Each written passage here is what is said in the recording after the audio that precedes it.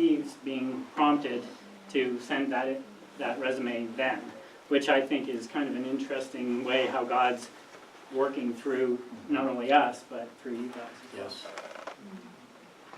Okay.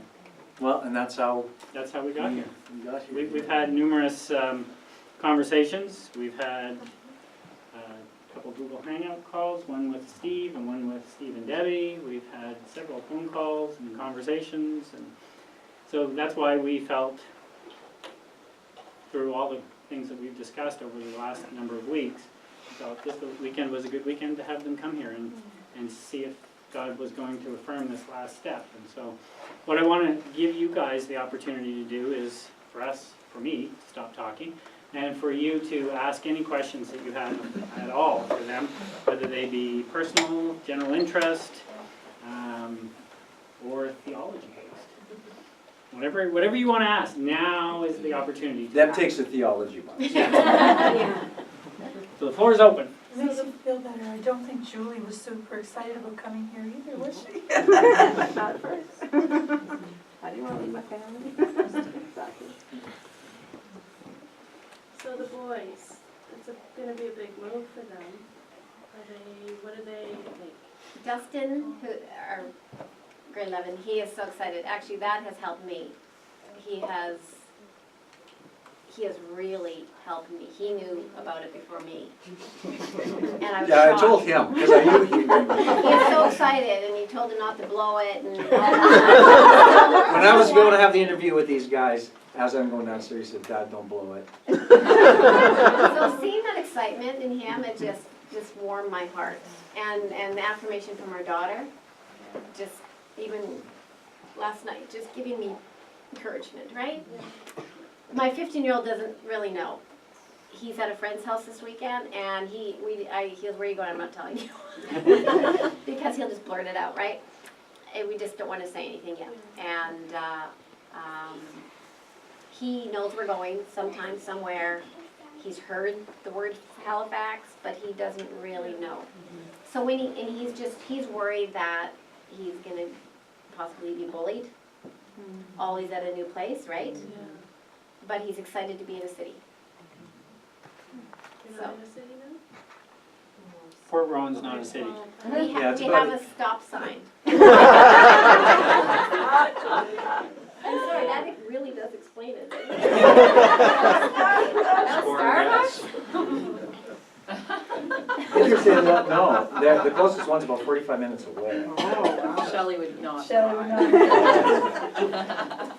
Does that answer? Well, it does, and it actually answers another question that I had, is just because it is a smaller location in some ways here, and I was just wondering how that transition would be, but it sounds like bigger, so. that Yeah, answers yeah. another question. Coming from Vancouver, but even with the boys weren't born in Vancouver, they were born in Saskatoon, and that's predominantly where they were raised. We've only been in Port Rowan for 5 years. Okay. So, And my family's in Calgary. So we've always already made that big move from them 5 years ago. So that helps too. Well, why is Dustin so excited? I mean, usually grade 11 students, they want to Yeah. stay with their friends I and know. graduate. Like, what is No, it? he's Love seafood? that is actually one of those things, absolutely it is. he loves nature. The ocean. He loves walking, he loves experiencing things. He loves the city, he loves new experiences. He's a great guy, yeah.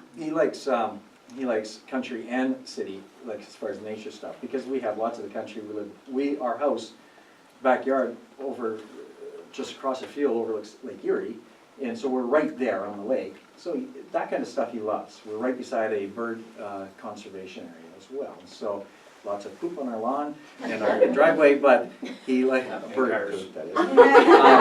And on the cars too. I was washing the cars. Here we got seagulls. They're a reservatory for seagulls. But he loves to go walking through that conservation area. But he also loves the excitement and the buzz of the city too. So he loves to get to visit his sister. He likes to go to Toronto and hang out there.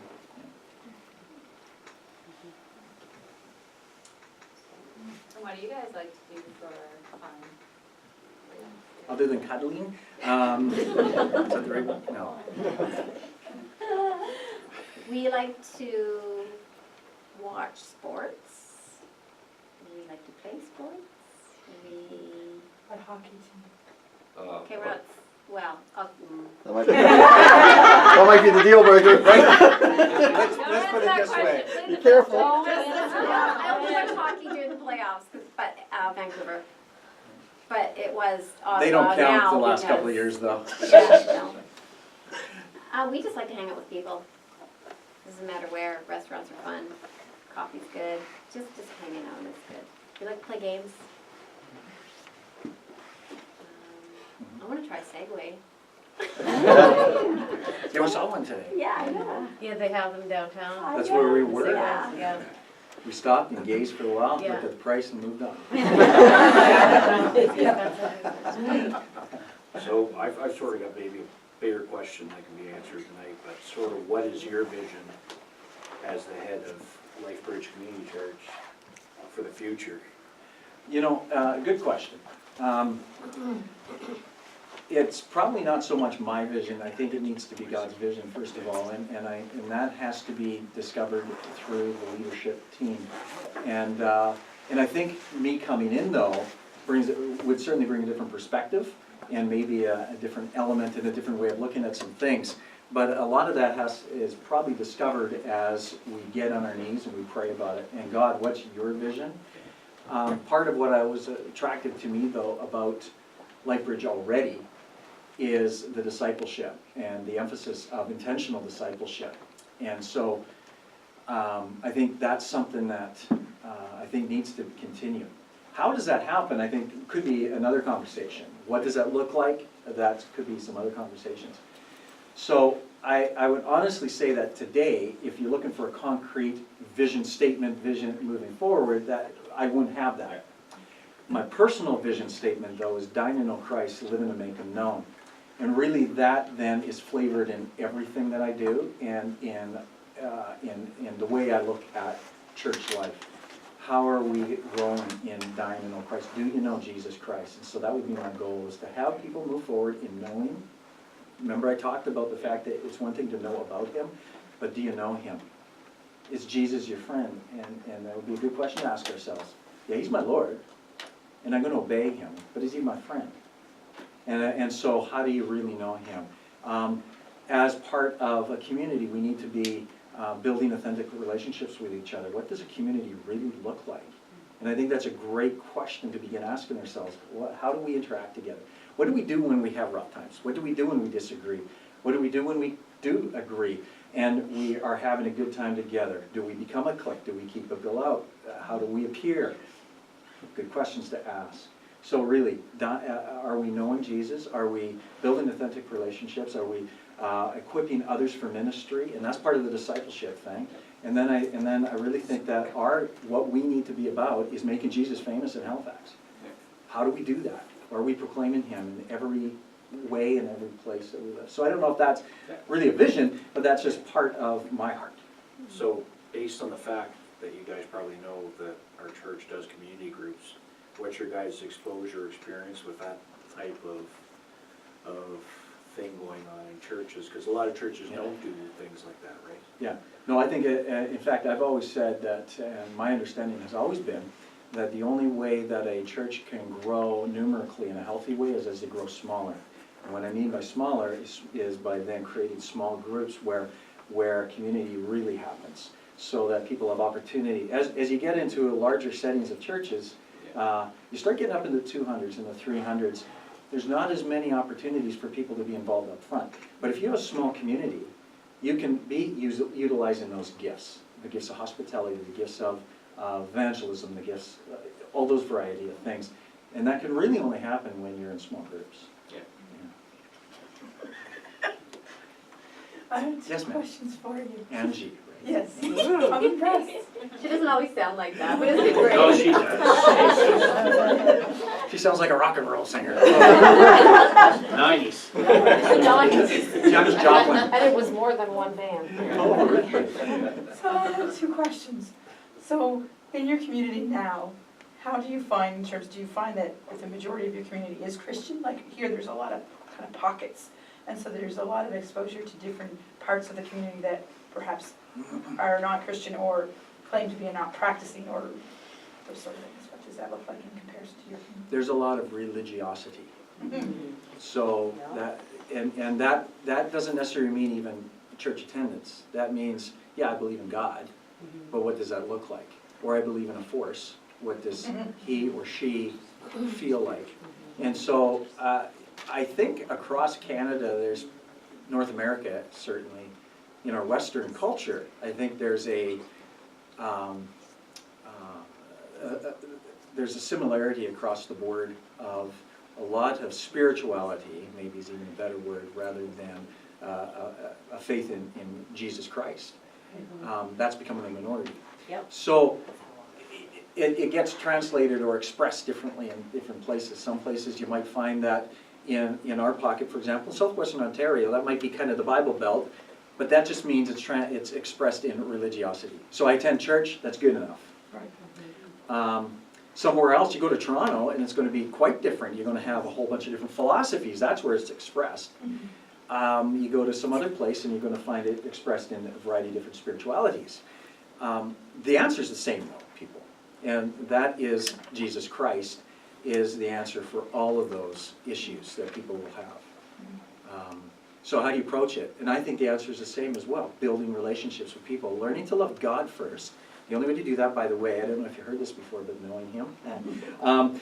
So you learn to love God with everything you have, and then out of that we learn to love our neighbors, and that means letting people know about who God is and introducing your best friend to them. I don't know, does that answer your question? Okay. Okay. My second question, we do our vote on Thursday. If we voted yes, at what point are you guys moving here, and have you thought that through of when we'll end up moving?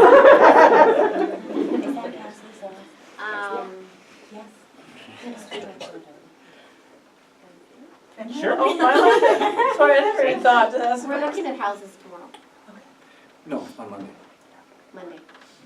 How long are And you here for? Till Monday night, Monday night? yeah. Time frame, just because of jobs, my job, my son's job, and just selling of our house and all that, all that stuff, right? We're looking at mid-August. So just so you're not assuming that there's some presumption here with finding houses and things like that, obviously nothing happens until the vote. But it was just a logical thing, well, if you're here, if the vote does go through, it only makes sense to take advantage of the That's what time I here to wasn't sure whether to seize the say. season. But, so we don't want you to feel that there's a presumption, but we felt on a practical level, it's just made sense to do that. Yeah, because we're not going to make any deals on Monday. No. We just won't. And our I put it house, on- And our house won't go up for sale until after Thursday, if you vote yes. What would you say your strongest spiritual gifts, or what are your spiritual giftings? Her? or- Both of you. Okay. Strongest spiritual gifting would be leadership, discernment, and teaching gifts. Did you want me to unpack that, or, okay? Nope, that sounds good. okay, those are like, these are my names, but What are you passionate about? okay, well, that's a better Yeah. question. Okay, I am passionate about, I love the age of youth. Young families, that getting to know people, having one-on-ones with them. I really enjoyed our church we have now. We opened a kind of like a welcome center. So when people come in, talk to them. I always enjoyed being an usher, because you always get to talk to people, and that's my passion, but whatever the church needs, I will be there and work at whatever it needs to be. So you're saying your gifting is talking?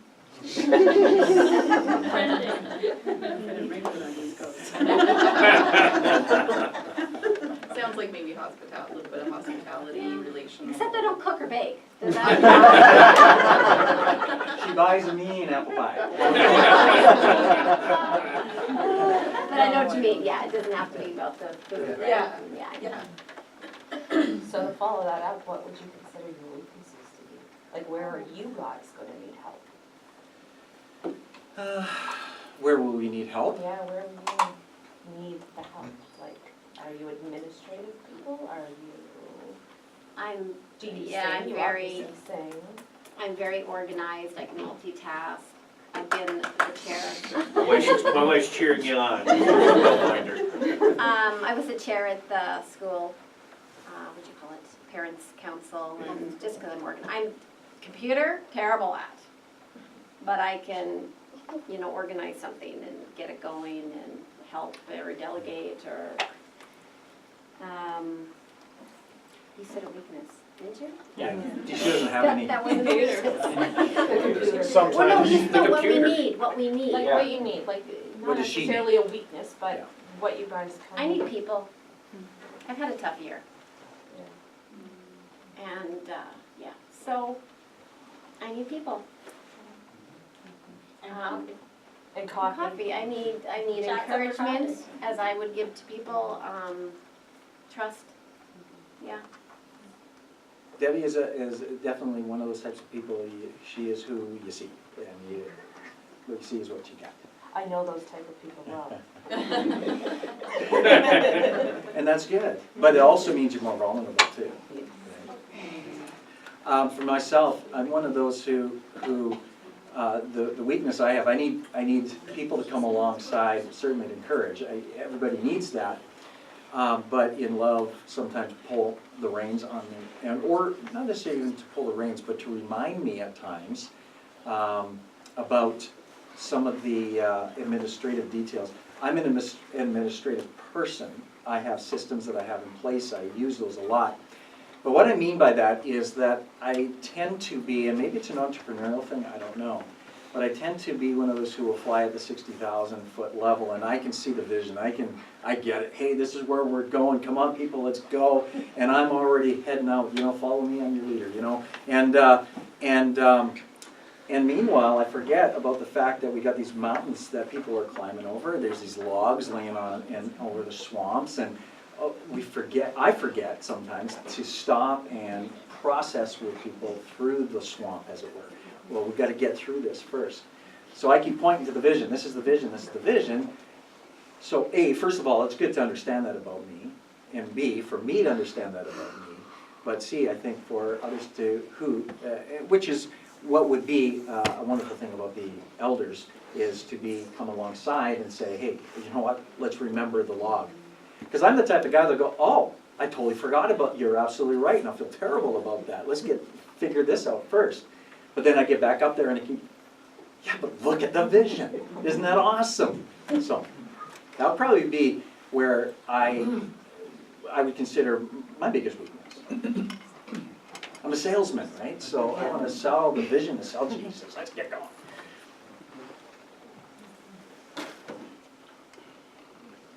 So I heard you say, Steve, that you like sports. How competitive are you?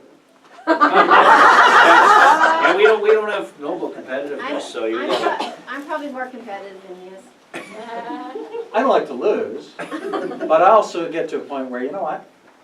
I don't care that much.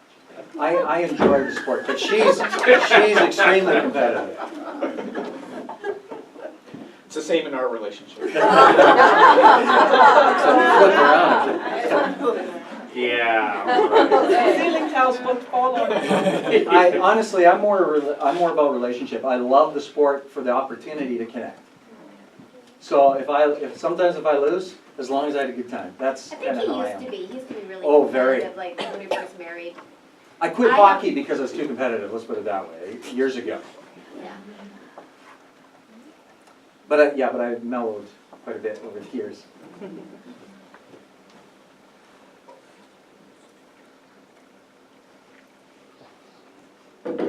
What was the hardest advice you had to give somebody as if you were in a counseling session of some sort, or a one-on-one or a small group? What was the hardest? I won't tell you, within the church you mean? Like as a pastor? As a pastor, or when you were the support pastor, or any of your roles within the church, what did you find? I had an instance where I had to help somebody understand that an area that they were absolutely passionate about in the church was absolutely not their gift. So what I did was, and it actually was a couple of occasions, where I helped them. One of them I helped guide into an area where I knew that they were gifted in, and they got it. The second time, though, this person never got it and took deep offense to it. And I thought that I had journeyed very carefully. In fact, it was almost verbatim almost the same type of language you would use. So that was a tough thing. It taught me some things, though. It taught me that people receive and hear things differently at different times. And but that would have been probably the most difficult experience I've ever had in the realm of pastoring and moving people forward, I guess. Some Yeah. people are just not correctable. Or teachable, yeah. That's Well, right. and I heard you say that you are, that's a very admirable gift for somebody to be teachable. We have to be. We need to, or we should be. You should be, Yes. yeah. So we know that you're a leader and a teacher, and but what about counseling? Do you enjoy counseling, and do you do any of it? I'm not a professional counselor. I am not smart enough, honestly. I do have, I'm able to discern things and identify certain areas or certain aspects in people's lives, whether it's, possibly there's maybe something spiritual going on here, or maybe it's bad choices or something. So I can discern, but I'm not the expert at it. But there's a couple things. One is relationally. I enjoy the opportunity to sit down with people and talk about issues of life and help mentor and disciple them forward. But if it gets to a certain point where I know it's above me, I have no hesitancy to discover who can then move further with this person. So if the question is, am I a counselor? No. I'm a discipler, though. And I think there's a bit of a difference. Okay? So... That's where I would go. Okay. Good. Did I answer right, Russell? Yeah, I think so. Okay, good. Could you tell us about a time for each of you that God drastically changed something definitively in your life? So a moment where you were doing something or you thought a certain way where immediately you knew it was God and that just changed. I think maybe the Bible and the fire might have been a situation like that, but something a little bit more personal in your character or your lifestyle. Probably has. Trying to think of that. I mean, we all have, well, I shouldn't say God all. moments? I have a moment where I know where God was talking to me and looking back and like, okay, sorry it took me so long to get it. But that changed my life forever. Yeah, I do have one. And I'm using this example, yes, it's fresh in my mind, but because it's like happened a few weeks ago. And it is because of here, where I was so mad at him You were mad at me? for even thinking this, right?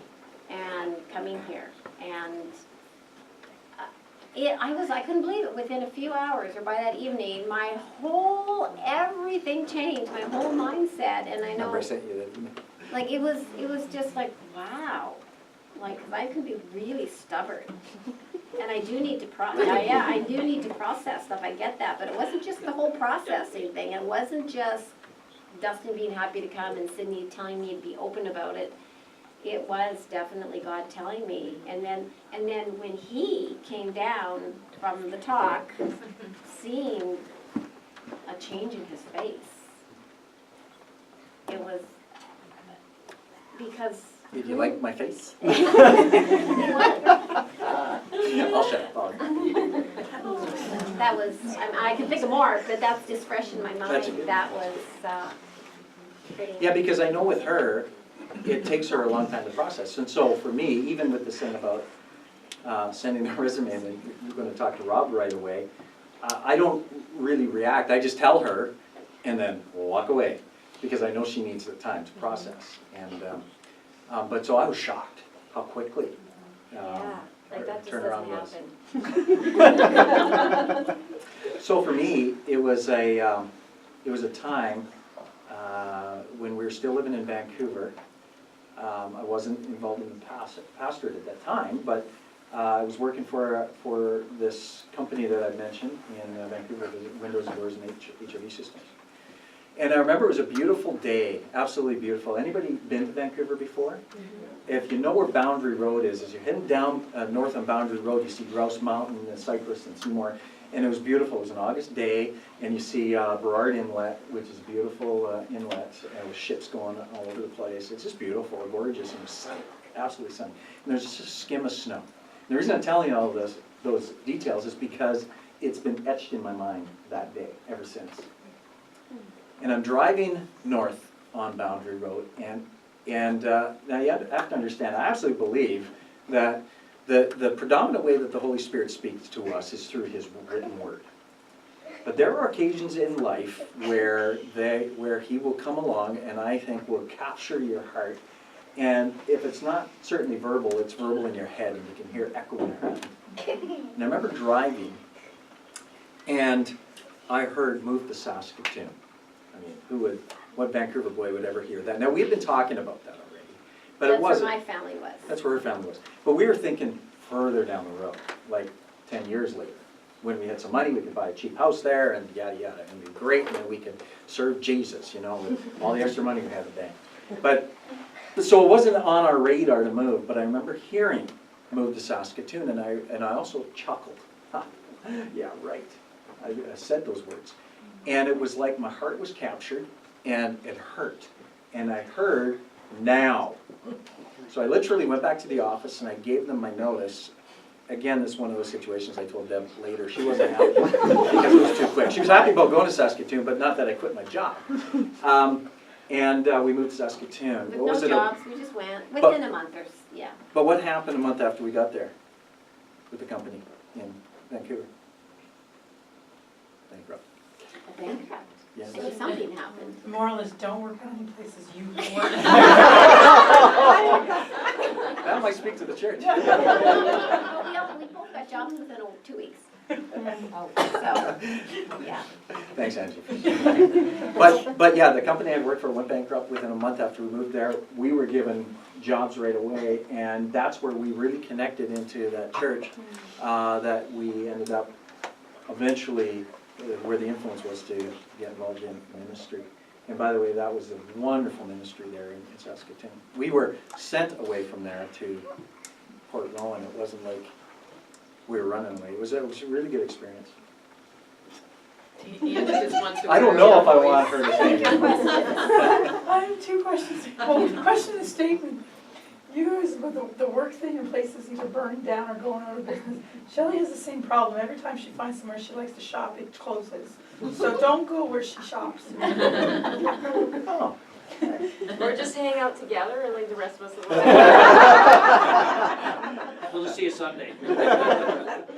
My actual As long as it question, worked. you probably noticed as far as we have connections to Honduras and a lot of us that sponsor children there, have you guys done any ministry works like that? Going to like a third world country, or do you have sponsored children in other parts of the world? Or? Yeah, I used to work for about 5 years in Bolivia, first of all.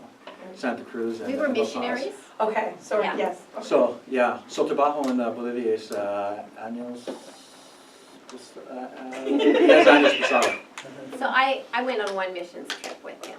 Right. Yeah, we took To Mexico, our we went kids. to Tepic, Yeah, Mexico. we took our two kids then, yeah. But I worked in Bolivia with Leadership Ministries. I was the executive director for 4 years before I went back to Caleb Group. So I was with them for 4 years, and then so Bolivia was my main area, and then also a little bit of Mexico and El Salvador. Very much a passion for us to do that kind of thing. Yes.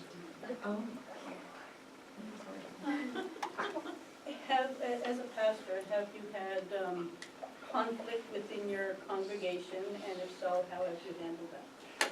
Every congregation will have conflict, first of all, because we're family. Tell me a family that doesn't fight.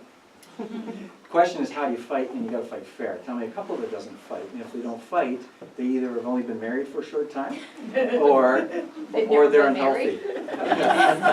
Or they never been. Conflict or fight, I mean, depending on your interpretation of it, is normal and natural because you have different set of opinions. How you handle it is communicate.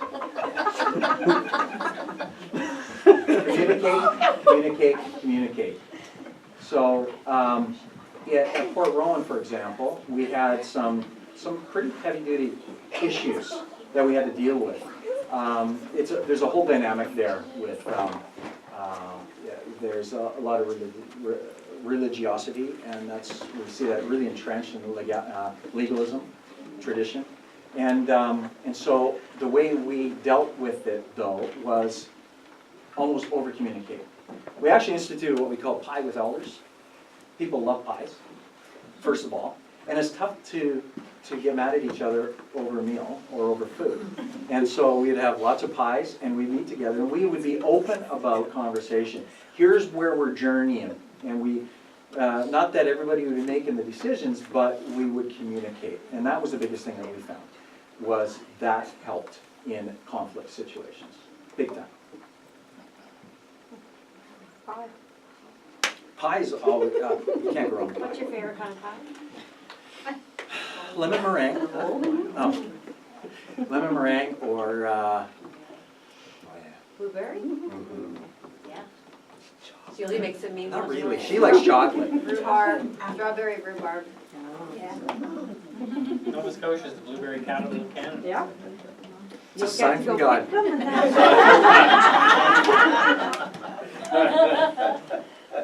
Did that answer that question for you though? So Debbie had said earlier that both of you sang at your mom's funeral. So are you guys both gifted in music as well? Like you play an instrument or? I sing. You sing? And he sings and he's learning the guitar again. He used to play guitar. You're doing a solo tomorrow, aren't you? No. We enjoy singing, whether we're good or not is pretty big. Good. He was in a guy band.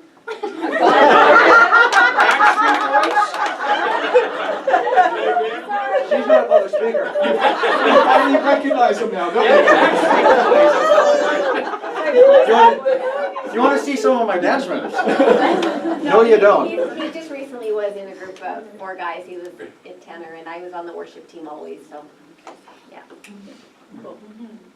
Hey, this is Like getting to lead personal, the you know. worship team? So you like to lead the worship? No, I like to sing on the worship Just putting that out there.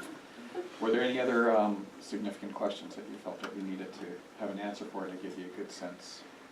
The one I had was that when coming here, was there something to say, geez, I hope they don't ask me this question? And if it is, what would that be? I like it, Russell, good job. I was hoping that they wouldn't ask me. No, I'm kidding. I have no idea.